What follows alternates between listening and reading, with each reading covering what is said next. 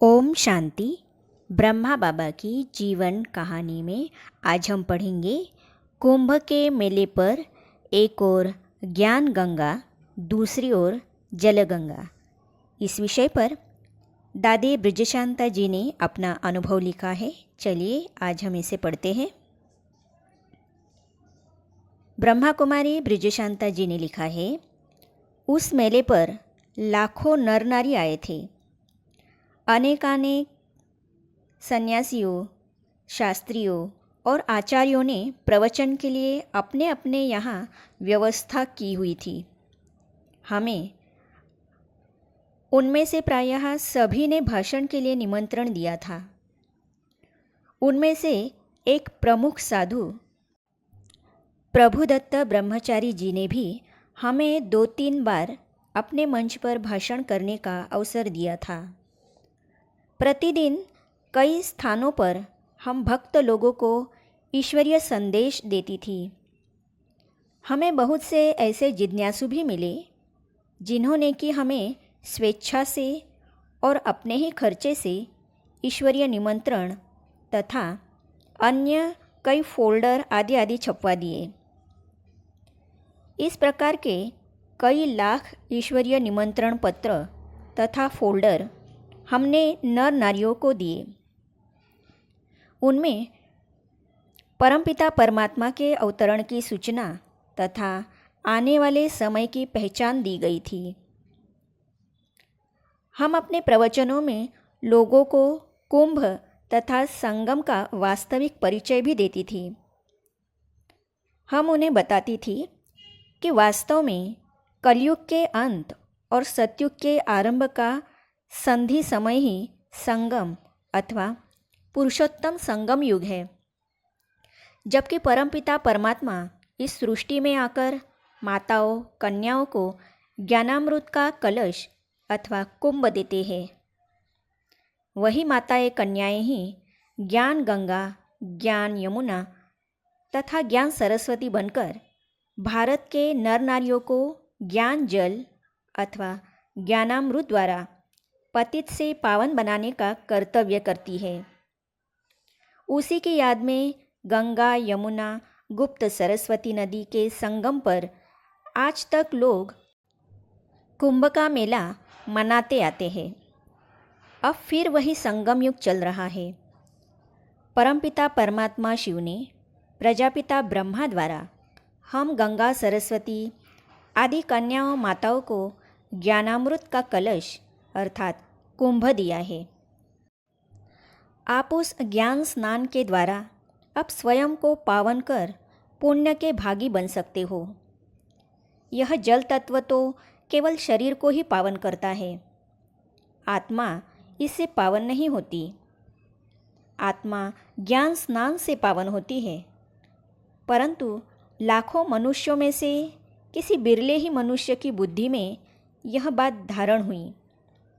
हमने देखा कि साधुओं सन्यासियों ने भोली भाली जनता को खूब अंधश्रद्धा में फंसा रखा था। लोग जल में ही स्नान करके आत्मा को पावन हो गया मानते थे। वे जय गंगा मैया बोलकर ही अपने कर्तव्य की पूर्ति समझते थे। उन्हें कहीं भी ज्ञान गंगा में स्नान करने तथा दिव्य गुणों की स्पष्ट शिक्षा नहीं दी जा रही थी, बल्कि हर जगह कुंभ के मेले का महात्म्य, गंगा स्नान से होने वाले पुण्य तथा संगम के फल का ही बखान किया जा रहा था। स्वयं सन्यासी, जगतगुरु, साधु आदि जो कि आत्मा को निर्लेप मानते हैं, भी पावन होने के विचार से डुबकी लगा रहे थे। उनमें होड़ लगी थी कि पहले कौन सा साधु संप्रदाय स्नान करेगा और फिर कौन सा। इसी होड़ तथा जनता की अनियंत्रित भीड़ भाड़ के परिणाम स्वरूप वहाँ एक पुल भी टूट गया था और कई लोग भागदड़ में मरे भी, और पुल टूटने से दुर्घटना और मृत्यु के शिकार हुए थे। परंतु फिर भी मनुष्यों ने कोई शिक्षा ग्रहण नहीं की। हम उन्हें कहती थी, विकारों में न फंस बंदे, अगर ईश्वर को पाना है, विकारों में न फंस बंदे, अगर सतयुग में जाना है। परंतु वे सुनी बात को अनसुनी कर देते थे, क्योंकि वे तो आत्मा को निर्लेप मान बैठे थे और स्वयं कोई पुरुषार्थ नहीं करना चाहते थे, बल्कि गंगा को ही उन्होंने पतित से पावन बनाने का कर्तव्य दे रखा था। भारत की भोली जनता की यह दशा देखकर हम कन्याओं माताओं के मन में बहुत करुणा का उद्रेक होता था।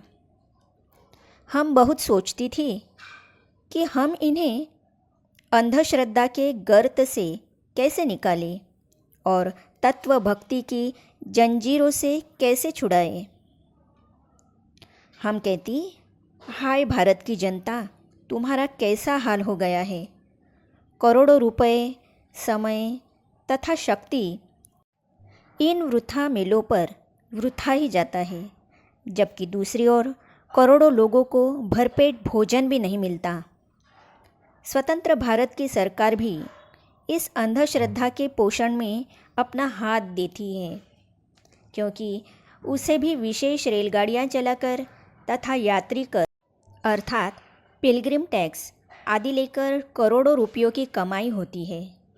हाय, कोई भी इन्हें स्पष्ट शब्दों में सच्ची बात नहीं बताता। मनुष्यों का एक अथाह समुद्र वहाँ उमड़ रहा था। कुछ ही दिनों में लोग लौट गए। यात्रा के कष्ट झेलकर, धन खर्च करके वे लोग आए थे, परंतु उन्होंने प्राप्त क्या किया? हमारे मन में बहुत दया आती कि हम कन्याएं माताएं ही अब भारत के जन जन की अथक ज्ञान सेवा करेंगी।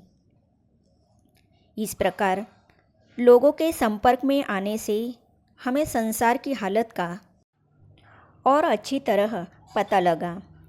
हमने अनुभव किया कि सचमुच आज दुनिया की ऐसी हालत हो गई है और आज इंसान अंधश्रद्धा, तत्व पूजा तथा गरुड़म की जंजीरों में ऐसी बुरी तरह जकड़ चुका है कि उसे इनसे मुक्त करना किसी मनुष्य की सामर्थ्य से बाहर है। स्वयं सर्वशक्तिवान परमपिता परमात्मा ही इन्हें अज्ञान की गहरी नींद से जगा सकते हैं। सचमुच परमपिता परमात्मा का इस समय जो अवतरण हुआ है वह बिल्कुल ठीक समय हुआ है। एक ओर देश और धर्म की हालत को देखकर और दूसरी ओर परमपिता परमात्मा के वर्तमान समय हुए दिव्य अवतरण को जानते हुए हम वहाँ सभी मनुष्यात्माओं को स्नेह से और उनकी शुभचिंतिका होकर कहती थी, उठो अब रात बीत चली प्रभात देख लो, उठो कंगाल सिर पे अपने दोहरा ताज लो, युगों की आश मन की मानी आज तृप्ति लो, मनुष्य सारे बंधनों से आज मुक्ति लो। वे हमारे इस ईश्वरीय संदेश पर ध्यान नहीं देते थे, क्योंकि वे तो गंगा जल में डुबकी लगाने से ही पावन होने की आशा लिए बैठे थे। फिर भी हम अपना कर्तव्य पालन करने के लिए लोगों को कहती रहती, तुम्हें पावन बनाने को स्वयं भगवान आए हैं, उठो अब नींद को त्यागो, जगाने आ जाए हैं। ईश्वरीय सेवा केंद्रों की स्थापना। अब दिल्ली में तो एक ईश्वरीय सेवा केंद्र कमलानगर में स्थापित हो ही गया था। इधर जो ब्रह्मा कुमारी बहनें इलाहाबाद गई थी, उन्हें कानपुर में आकर ईश्वरीय ज्ञान की शिक्षा देने के लिए निमंत्रण मिला था। कानपुर में जब उस निमंत्रण पर जाना हुआ तो वहाँ के एक प्रसिद्ध व्यक्ति बाबू हरविलास राय के संपर्क में आए। वह वहाँ के एक उद्योगपति थे। विभिन्न धार्मिक संस्थाओं जैसे कि आर्य समाज, गुरुद्वारों की प्रबंधक कमेटी, अहलुवालिया बिरादरी आदि आदि कमेटी के मान्य सदस्य अथवा प्रधान भी रह चुके थे और उनके यहाँ प्रायः साधु संत आकर प्रवचन करते तथा ठहरा करते थे। उनकी धर्मपत्नी ने तथा उन्होंने इस ईश्वरीय ज्ञान को समझा और अपने ही विशाल बंगले का एक भाग इसी ईश्वरीय सेवार्थ बहनों को रहने के लिए दिया। अतः वहाँ भी एक ईश्वरीय सेवा केंद्र खुल गया।